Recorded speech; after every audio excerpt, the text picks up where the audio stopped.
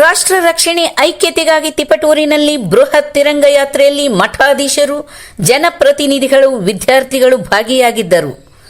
ರಾಷ್ಟ್ರ ರಕ್ಷಣೆಗಾಗಿ ಹಾಗೂ ದೇಶದ ಜನ ತಮ್ಮ ಐಕ್ಯತೆಯನ್ನು ಪ್ರದರ್ಶಿಸುವ ಸಲುವಾಗಿ ದೇಶದ ರಕ್ಷಣೆಗಾಗಿ ನಮ್ಮೆಲ್ಲರ ನಡೆ ಎಂಬ ಧ್ಯೇಯ ವಾಕ್ಯದೊಂದಿಗೆ ರಾಷ್ಟ್ರೀಯ ರಕ್ಷಣೆಗಾಗಿ ಸಾವಿರಾರು ನಾಗರಿಕರು ಭಾಗವಹಿಸುವುದೊಂದಿಗೆ ತಿಪಟೂರಿನಲ್ಲಿ ಬೃಹತ್ ತಿರಂಗ ಯಾತ್ರೆಯು ಬುಧವಾರ ಯಶಸ್ವಿಯಾಗಿ ನಡೆಯಿತು. ಕಾಶ್ಮೀರದ ಪೆಹಲ್ಗಾ ದಾಳಿಗೆ ಪ್ರತಿಯಾಗಿ ಪಾಕಿಸ್ತಾನದ ಉಗ್ರ ನೆಲೆಗಳನ್ನು ಧ್ವಂಸ ಮಾಡಿದ ಭಾರತೀಯ ಸೇನೆಯ ಶೌರ್ಯ ಪರಾಕ್ರಮಗಳನ್ನು ಬೆಂಬಲಿಸಿ ರಾಷ್ಟ್ರ ರಕ್ಷಣೆಗಾಗಿ ಪಕ್ಷಾತೀತವಾಗಿ ತಿರಂಗ ಯಾತ್ರೆಯನ್ನು ದೇಶಾದ್ಯಂತ ನಡೆಸುತ್ತಿದ್ದು, ಬುಧವಾರ ಕಲ್ಪತರು ನಾಡು ತಿಪಟೂರು ನಗರದಲ್ಲಿ ಬೆಳಗ್ಗೆ ಬೃಹತ್ ತಿರಂಗ ಯಾತ್ರೆಯು ನಗರದ ಗ್ರಾಮ ದೇವತೆ ಶ್ರೀ ಕೆಂಪಮ್ಮ ದೇವಿ ದೇವಸ್ಥಾನದಿಂದ ಪ್ರಾರಂಭಗೊಂಡು ದೊಡ್ಡಪೇಟೆ ಮಾರ್ಗವಾಗಿ ಬಿಎಚ್ ರಸ್ತೆ ಮೂಲಕ ಕಲ್ಪತರು ಕ್ರೀಡಾಂಗಣಕ್ಕೆ ಸಾಗಿತು. ಸುಮಾರು 300 ಮೀಟರ್ ಉದ್ದದ ತಿರಂಗವನ್ನು ಪ್ರದರ್ಶಿಸಿದ್ದು ಎಲ್ಲರ ಗಮನ ಸೆಳೆಯಿತು. ಕಲ್ಪತರು ಕ್ರೀಡಾಂಗಣದಲ್ಲಿ ಸಮಾವೇಶ ತಿರಂಗಣ ಯಾತ್ರೆಯಲ್ಲಿ ಆಪರೇಷನ್ನ ಸಿಂಧೂರ ಉದ್ದೇಶಿಸಿ ಮಾತನಾಡಿದ ಮಾಜಿ ಸೈನಿಕ ಚಂದ್ರಶೇಖರ್, ಕಾಶ್ಮೀರದ ಪೆಹಲ್ಗಾ ದಾಳಿಯ ಪ್ರತೀಕಾರವಾಗಿ ಪಾಪಿ ಪಾಕಿಸ್ತಾನಕ್ಕೆ ನಮ್ಮ ಭಾರತೀಯ ಸೇನೆ ಆಪರೇಷನ್ನ ಸಿಂಧೂರದ ಮೂಲಕ ತಕ್ಕ ಉತ್ತರ ನೀಡಿದೆ. ನಮ್ಮ ಸೇನೆಯು ತಂತ್ರಜ್ಞಾನವನ್ನು ಬಳಸಿಕೊಂಡು ಪಾಕಿಸ್ತಾನದಲ್ಲಿ ಉಗ್ರರು ಅಡಗುತಾಣಗಳ ಮೇಲೆ ದಾಳಿ ನಡೆಸಿ 100ಕ್ಕೂ ಹೆಚ್ಚು ಉಗ್ರರನ್ನು ಸಂಹರಿಸಿ ವಾಯು ನೆಲೆಗಳನ್ನು ಧ್ವಂಸ ಮಾಡುವ ಮೂಲಕ ಭಯೋತ್ಪಾದಕರಿಗೆ ಉಳಿಗಾಲವಿಲ್ಲ ಎಂಬ ಸ್ಪಷ್ಟ ಸಂದೇಶವನ್ನು ನಮ್ಮ ಹೆಮ್ಮೆಯ ಸೇನೆಯು ಮಾಡಿ ಇಡೀ ವಿಶ್ವಕ್ಕೆ ತಮ್ಮ ಶಕ್ತಿ ಸಾಮರ್ಥ್ಯವನ್ನು ಪ್ರದರ್ಶಿಸಿದೆ. ಆದ್ದರಿಂದ ಯುವ ಪೀಳಿಗೆ ಜಾತಿ ಮತ್ತು ಧರ್ಮ ಬಿಟ್ಟು ದೇಶದ ರಕ್ಷಣೆ ಒಳಿತಿಗಾಗಿ ಒಗ್ಗಟ್ಟಾಗಿ ಶಕ್ತಿ ಪ್ರದರ್ಶನ ಮಾಡಬೇಕಿದೆ ಎಂದರು. ನಿವೃತ್ತ ಎಸಿಪಿ ಲೋಕೇಶ್ವರ್ ಮಾತನಾಡಿ, ಆಪರೇಷನ್ ಸಿಂಧೂರ ಯಶಸ್ವಿಯಾದ ಹಿನ್ನೆಲೆಯಲ್ಲಿ ರಾಷ್ಟ್ರಾದ್ಯಂತ ತಿರಂಗ ಯಾತ್ರೆ ನಡೆಸುವ ಮೂಲಕ ಸೈನಿಕರ ಬೆನ್ನು ತಟ್ಟಲಾಗುತ್ತಿದೆ. ಆದರೆ ಘೋಷಣೆ ಜೈಕಾರದ ಬದಲು ನಮ್ಮಲ್ಲಿ ಲಕ್ಷಾಂತರ ಸೈನಿಕರ ಕುಟುಂಬಗಳಿದ್ದು, ಆ ಕುಟುಂಬಗಳ ಕಷ್ಟ ಸುಖಗಳಲ್ಲಿ ನಾವು ಕೈಲಾದ ಸೇವೆ ಸಲ್ಲಿಸಿದಾಗ ಸೈನಿಕರಿಗೆ ತಮ್ಮ ಕುಟುಂಬ ರಕ್ಷಣೆಗೆ ಸಮಾಜವಿದೆ ಎಂದು ಮತ್ತಷ್ಟು ಧೈರ್ಯ, ಹೋರಾಡುವ ಶಕ್ತಿ ಬರಲಿದ್ದು, ಈ ನಿಟ್ಟಿನಲ್ಲಿ ಸೈನಿಕರ ಕುಟುಂಬಗಳಿಗೆ ಆತ್ಮಸ್ಥೈರ್ಯ ಸಹಾಯ ಮಾಡುವ ಕೆಲಸದಲ್ಲಿ ಎಲ್ಲರೂ ನಿರತರಾಗಬೇಕಿದ್ದು, ಇದು ಒಂದು ಸೇವೆಯಾಗಲಿದೆ ಎಂದರು.